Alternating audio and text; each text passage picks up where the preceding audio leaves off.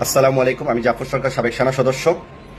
সারা বিশ্বকে তাক লাগিয়ে এই প্রথম সিনেমা স্টাইলে লাইভ টেলিকাস্টের মাধ্যমে এবং বাংলাদেশের সর্বোচ্চ আদালতের শেখ হাসিনার রায়, তার বিচার কার্যক্রম সম্পূর্ণ হলো এবং হত্যা মামলা, মানবতা বিরোধী লেডি কিলার, বাংলাদেশের স্বৈরাশাসক একনায়কতন্ত্র খুনি হাসিনার বিচার হলো।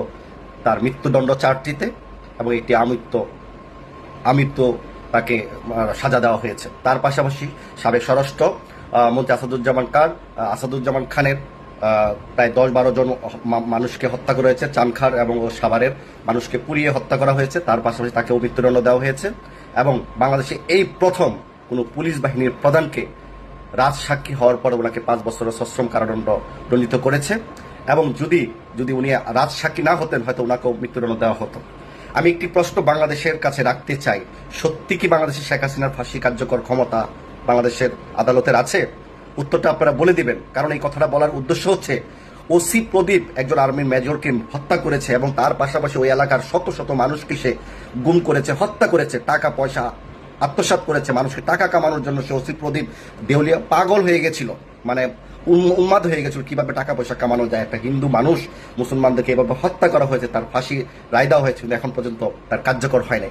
ওসির মতো একজন প্রদীপের ফাঁসি কার্যকর যদি কার্যকর ফাইনাল যদি না করা হয়, তাহলে শেখ হাসিনার মতো একজন রাষ্ট্র তার একজন সাবেক প্রধানমন্ত্রী, তাকে কিভাবে আপনারা ফাঁসি দেবেন? একজন লেডি কিলারকে কিভাবে ফাঁসি দেবেন?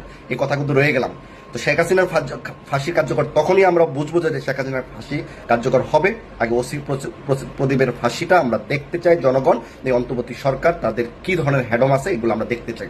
শেখ হাসিনার ফাঁসি নিয়ে সারা বাংলাদেশের 95% মানুষ আনন্দিত এবং সন্তুষ্ট, কারণ একজন লেডি কিলারকে ফাঁসি দেওয়া হয়েছে। বাংলাদেশের প্রথম একজন প্রধানমন্ত্রী লেভেলের মানুষকে বা সাবেক প্রধানমন্ত্রীকে এরকম রায় আদালত দিয়েছে।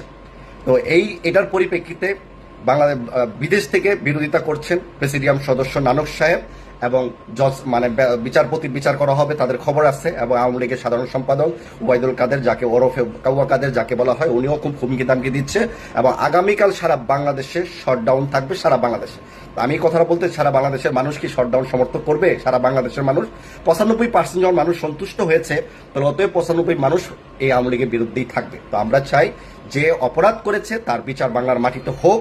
শুধু রায় দিলে হবে না, তা বাস্তবায়ন করতে হবে। আমি আবারও জনগণের স্বার্থে, দেশের স্বার্থে আমি কথা বলে আসছি 17 বছর যাবৎ। আমি একটি কথা বলবো, আওয়ামী লীগের সবাই খারাপ না, যারা খারাপ তাদের বিচার করা হোক, যারা ভালো তারা রাজনীতি করবে। এটা কি বলে গণতন্ত্র? তাহলে আওয়ামী লীগের মধ্যে আর বর্তমানের মধ্যে কোনো পার্থক্য রইল না। আওয়ামী লীগ ছাড়া তো, আওয়ামী লীগের সময় তো আওয়ামী লীগের ছাড়া কোনো লোক কথাই বলতে পারতো না।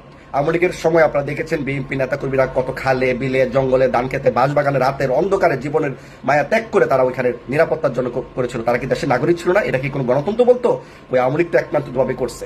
তো আওয়ামী লীগ ছাড়া সারা বাংলাদেশের মানুষ আমরা এক আছি। তাই আমরা চাই, সবচেয়ে বেশি এখন আলোচিত হয়েছে আজকের এই শেখ হাসিনার রায়টা, সারা বিশ্ব দেখেছে লাইভ টেলিকাস্টের মাধ্যমে। এটা নিয়েও ভারত তোলপাড় হবে। আমরা চাই আমার এই ভিডিও যদি ভারতের কেউ দেখেন, শেখ হাসিনাকে ভারতে রাখবেন না। একটি মাত্র খুনিকে আশ্রয় দিয়ে আপনারা ভারতকে অন্তত অসন্তুষ্ট রাখবেন না, বাংলাদেশের সাথে আপনারা বন্ধুত্ব সম্পর্ক রাখবেন, কোনো দলের সাথে না। সেটাই আমরা চাই। তো আমি মাননীয় আদালতকে ধন্যবাদ জানাই এরকম একটা সুন্দর রায় দেওয়ার জন্য এবং অন্তর্বর্তী সরকারকে আমি অনুরোধ জানাবো, সত্যি কি আপনি শেখ হাসিনাকে ফাঁসি দেওয়ার ক্ষমতা আপনি রাখেন কিনা। যদি শেখ হাসিনার ফাঁসি আপনারা দিতে পারেন, তার আগে আমরা ওসি প্রদীপ, মেজর সিনহা হত্যার আসামি ওসি প্রদীপ এবং লিয়াকতের ফাঁসিগুলো বাংলাদেশের জনগণ দেখতে চায়। এবং আমাকে এই শেখ হাসিনা এবং সাবেক আইনমন্ত্রী আনিসুল হক, অ্যাডভোকেট আনিসুল হক আমাকে কাতারে রাষ্ট্রদ্রোহী মামলা দিয়ে ইন্টারপোলের মাধ্যমে আমাকে গ্রেফতার করে জেল খাটিয়েছে এবং এম্বাসির মাধ্যমে আমাকে বাংলাদেশে এনে কোথায় ক্রস ফায়ার করা হবে তাও তারা নির্ধারণ করে রেখেছিল। আল্লাহর কি মায়ের, আল্লাহ আমার সহায় ছিল, জনগণের দোয়া ছিল, আমি কিন্তু এখনো বেঁচে আছি। কিন্তু তারা একটার পর আইনমন্ত্রীও আজকে জেলে, শেখ হাসিনা ফাঁসির মামলার আসামি, যেখানে তারা আমাকে হত্যা করতে চেয়েছিল। আমি সেই হত্যাগুলো দেখতে চাই সচক্ষে। যদি আমি কোনোদিন মারা যাই, সে মারা যাওয়ার আগে যেন তাদেরকে দেখতে চাই এর বিচার। মানুষকে কিভাবে ফাঁসানো যায়, কিভাবে হত্যা করা যায়, সেগুলো কিন্তু আওয়ামী লীগ এবং শেখ হাসিনা কিন্তু ভালো জানতো। তো ওই শেখ হাসিনা শুধু একটি অপরাধ না, যেগুলো মানবতার বিরোধী হত্যাকাণ্ড ঘটিয়েছে, তারা জানা অজানা কত মানুষকে তারা হত্যা করেছে, যেগুলো মানুষের প্রমাণ ছিল না। আল্লাহ আমরা চাই যে আল্লাহর তরফ থেকে তার জন্য এই বাংলাদেশে মৃত্যুদণ্ড হয়। আর আওয়ামী লীগ যারা অপরাধ করেছে, আইনমন্ত্রী যে অপরাধ করেছে, আইনমন্ত্রী সাজাগুলো আমরা দ্রুত বাংলাদেশে দেখতে চাই। এবং যারা বিদেশ থেকে এই ধরনের প্রভাকাণ্ড ছড়াবে, আওয়ামী লীগের নেতাকর্মীরা যারা বিদেশে পালিয়ে গেছে, তারা কত বড় হ্যাডম পালিয়ে গিয়ে সেটা এখন বড় বড় আলাপ করে, তাদের সমস্ত ভিডিও বার্তা যেন বাংলাদেশে কোনো প্রচার না হয়, সেই ব্যবস্থা আমি সরকারের কাছে অনুরোধ রাখলাম। এবং শেখ হাসিনার দ্রুত ফাঁসি দাবি জানাচ্ছি এবং সেই সাথে ওসি প্রদীপেরও ফাঁসি জানাচ্ছে, মানে শেখ হাসিনার আগে ওসি প্রদীপ এবং লিয়াকতের ফাঁসি দাবি জানাচ্ছে। যে আমার ভিডিওটা দেখবেন সবাই শেয়ার দিবেন। আগামীকাল কোনো শটডাউন হবে না, আওয়ামী লীগকে সাপোর্ট দিয়ে কেউ রাস্তায় নামবেন না, তাহলে নেতারা থাকবে বিদেশের, আপনারা গুলি খায় রাস্তায় পড়বেন। তো আমি চাই আপনারা ছেলে মেয়েরা সুখে থাকেন, ভালো থাকেন।